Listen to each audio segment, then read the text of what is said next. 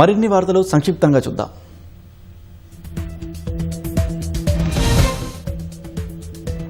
Drugs విషయంలో విద్యాసంస్థల్లో zero tolerance విధానాన్ని ఖచ్చితంగా అమలు చేయాలని డీజీపీ సివి ఆనంద్ స్పష్టం చేశారు. ట్రాఫిక్ నియంత్రణపై ఏర్పాటు చేయనున్న రోడ్ సేఫ్టీ బ్యూరో నిర్మాణం, విధులు, సిబ్బంది, చట్టపరమైన అంశాలపై డీజీపీ అధికారులతో సుదీర్ఘంగా చర్చించారు. మూసీ నదిలో విస్తరిస్తున్న గుర్రపు డెక్క కారణంగా పెరుగుతున్న క్యూలెక్స్ న్యూసెన్స్ దోమలను నియంత్రించేందుకు జీహెచ్ఎంసీ రాజేంద్రనగర్ జోన్ అధికారులు ప్రత్యేక చర్యలు చేపట్టారు. బుధవారం సీనియర్ ఎంటమాలజిస్ట్ గంగప్ప ఆధ్వర్యంలో అత్తాపూర్ నుంచి బాపుఘాట్ వరకు డ్రోన్ ద్వారా మస్కిటో లార్విసైడ్ ఆయిల్ స్ప్రే చేశారు. తెలంగాణ ఛత్తీస్గఢ్ సరిహద్దులోని కొత్తగూడెం జిల్లా చర్ల మండలంలోని కికారణ్య మావోయిస్టు ప్రభావిత ప్రాంతమైన ఎర్రంపాడు గ్రామంలో శిక్షణ ఉప కలెక్టర్ మురళి పర్యటించారు. ద్విచక్ర వాహనంపై గ్రామానికి చేరుకున్న ఆయన పాఠశాలను సందర్శించి అక్కడి విద్యార్థులతో ముచ్చటించారు. బోధన సవ్యంగా లేదని అసంతృప్తి వ్యక్తం చేశారు. అక్కడి గొత్తికోయలతో సమస్యలు అడిగి తెలుసుకున్నారు. పాఠశాలలో మౌలిక సదుపాయాల కల్పన బాధ్యతని తీసుకుంటానని, పిల్లలను విధిగా పాఠశాలకు పంపాలని సూచించారు.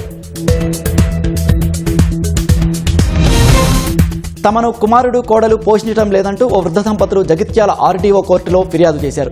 ఎండపల్లికి చెందిన బొజ్జ భూమయ్య, రాజమ్మ అనే దంపతులను కుమారుడు ఇంట్లోనూ ఉండనివ్వట్లేదంటూ ఆర్డీఓ ముందు తమ గోడును వెళ్లబోసుకున్నారు.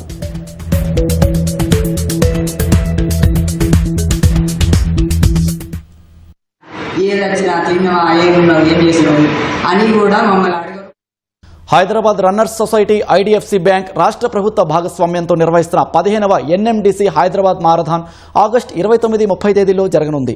Full marathon, half marathon, 10K, 5K విభాగాల్లో కలిపి 32,000 మందికి పైగా పరుగుదారులు పాల్గొననున్నారు. బంజారాహిల్స్లోని ఓ హోటల్లో నిర్వహించిన కార్యక్రమంలో మారథాన్ టీ-షర్ట్లు, మెడళ్లను ఆవిష్కరించారు. గోల్కొండ బోనాల జాతరకు లక్షలాది మంది భక్తులు హాజరయ్యే నేపథ్యంలో చైన్ స్నాచింగ్, పిక్ పాకెటింగ్ వంటి నేరాలను నివారించేందుకు హైదరాబాద్ పోలీసులు వినూత్న చర్యలు చేపట్టారు. నగరంలోని మోస్ట్ వాంటెడ్ చైన్ స్నాచర్ల ఫోటోలతో హెచ్చరిక బ్యానర్లను రూపొందించి ప్రధాన కూడళ్లలో ప్రదర్శించారు. ఆభరణాలు, నగదు, ఫోన్ల విషయంలో భక్తులు అప్రమత్తంగా ఉండాలని పోలీసులు సూచించారు.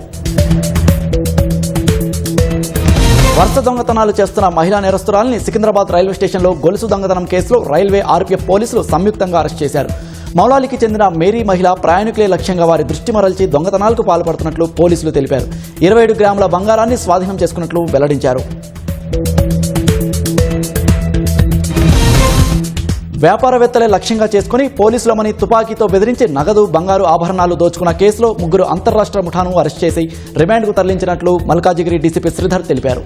నిందితుల నుంచి 3.8 లక్షల నగదు, 3.5 తులాల బంగారం స్వాధీనం చేసుకున్నట్లు తెలిపారు.